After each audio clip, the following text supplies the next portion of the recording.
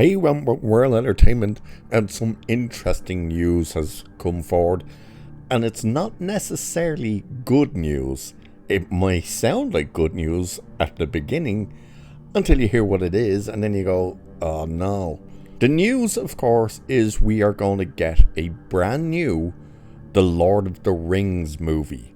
Live action movie, because War of the Rohirrim comes out at the end of this year in December.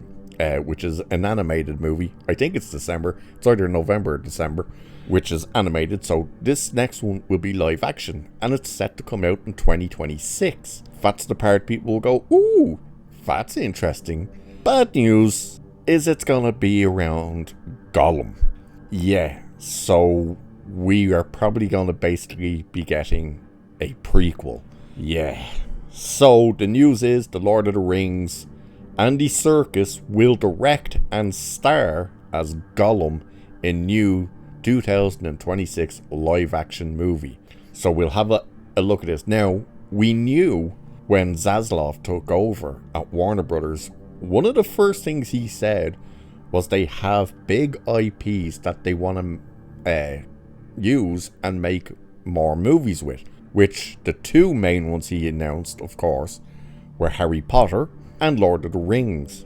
What are they doing with Harry Potter? Well, they're basically going to reboot that whole thing. Lord of the Rings, we're always looking at it and thinking, are they going to try and come up with something to move the story after the events of Return of the King? Are we going to see what happens after those? Of course, there's no books for after those stories, so they would have to come up with that stuff on their own. And now we're being told, no, it's going to be a movie about finding Gollum. They are basically taking what is a couple of pages or a paragraph or something in the books and going to adapt that into a movie. Yeah. So let's have a look at this. So original Lord of the Rings trilogy director Peter Jackson and his writing partners Fran Walsh and Philippa Boynes are also on board as producers and will be involved every step of the way, according to Warner Brothers CEO David Zaslav.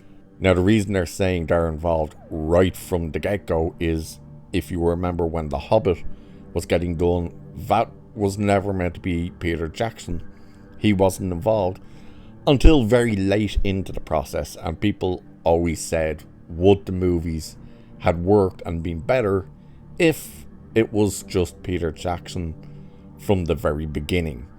It was meant to be Del Toro who was meant to originally do The Hobbit. So they're kind of trying to tell you, oh no, Jackson's on board right from the word go. So Zaslav said this: Lord of the Rings is one of the most successful and revered franchises in history and presents a significant opportunity for theatrical business. So the movie's working title is Lord of the Rings: The Hunt for Gollum, which should give you a pretty good idea of what the story will focus on. This time period wasn't a major part of Tolkien's novels, but does get a mention, with Aragorn revealing that he tracked Smeagol down to get information on the One Ring prior to the wretch falling into Sauron's clutches. How much story can be mined from this premise remains to be seen, but if the likes of Aragorn and Gandalf are involved, it's probably a safe bet that new actors will be cast in the roles. So you're hearing all that stuff, and there is issues which we'll get to, and they're saying, this is from Jackson, Boyens and Walsh, said, it is an honor and a privilege to travel back to Middle-earth with our good friend and collaborator Andy Serkis, who has unfinished business with that stinker, Gollum. As lifelong fans of Professor Tolkien's vast mythology, we are proud to be working with Mike DeLuca, Pam Abdi, and the entire team at Warner Brothers on another epic adventure. And then it just goes on and on and on with them kind of saying how excited they are and all this stuff. Here is the biggest issue with this. Not just the fact that they are going to have to basically invent a story that's not in the pages. You know, the Aragorn story was, of course, that he said once he captured Smeagol, aka Gollum, he stank. That was it. That was the majority of his story about this whole adventure. And you're going to try and come up with a whole thing about that. But here is the biggest issue. You've already now completely removed any stakes in this movie. There is no stakes to be had at all in this movie. Because we know Gollum's story. We know how he becomes Gollum. We know he was corrupted by the power of the ring, the my precious, all this. And we know where Smeagol and Gollum's story ends in Mount Doom, of course, with Frodo, which also means you can't really put anything in there with Sauron, because we know where Sauron is at this time. He's a great big eye down in the Southlands in Mordor, right next to Mount Doom. You know, you're not going to have any kind of story regarding that. Because what's the point? Because we know how all these stories end. If Gandalf shows up into it again, we know where Gandalf's story goes and ends, and all this.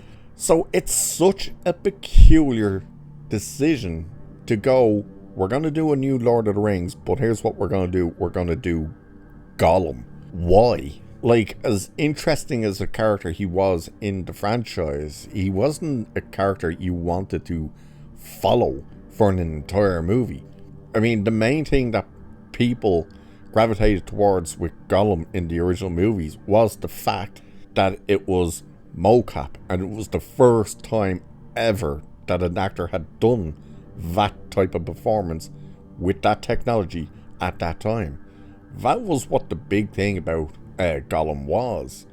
But now that they want to tell an entire story on Gollum for a movie, I don't understand that thought process.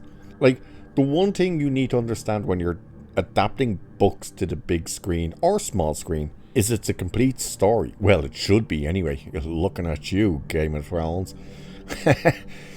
But you know what I mean? The Lord of the Rings story was told, and it was told brilliantly on the big screen, and it ended.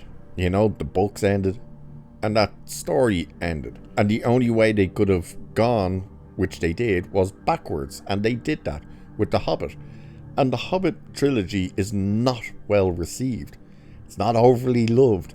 It's gotten a little more love since Rings of Power has come out, but at the same time, it's still a very inferior trilogy compared to the main trilogy.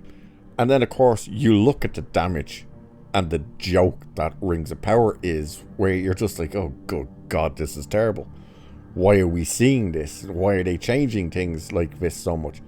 And does this mean if this movie is set around that time period or a little after or something, are they going to actually try and make that crap canon? Probably not, because it's completely different rights, but you know what I mean. It makes no sense why they want to make a Gollum movie. If anything, you would expect them to try and come up with a brand new story for the events after Return of the King. Obviously, you'd have no books to lean into to say, oh well, this happened and this happened. You'd literally be coming up with your own stuff, which in it on itself is a terrible idea, because you would then try to be replicating something that Tolkien made, and you're probably not going to succeed with that. But then to go back and try and do it with literally a paragraph that was said from Aragorn, revealing that he tracked this person down, and the big reveal was, oh yeah, he smelled. I don't really see the point in doing that. That is, the definition of this movie is a cash grab. They just want to use the Lord of the Rings name and put it out there. And the fact that the second new thing we're getting for a Lord of the Rings is a Gollum, which follows hot on the heels, of a game that killed a company, the Gollum game. What are they thinking? It's gonna be very interesting. Not just to see what happens with it, but to see the reaction. I want to see what people's reactions to this. Because again, you're going to hear brand new Lord of the Rings and people are going, oh, sweet. You'll probably also get very apprehensive people. But as soon as you hear, oh, it's going to be about Gollum and the hunt for him, people are probably just going to go, oh, why? So I'm very interested to see what the people's reaction will be to this. So with that, I will leave it there for this one.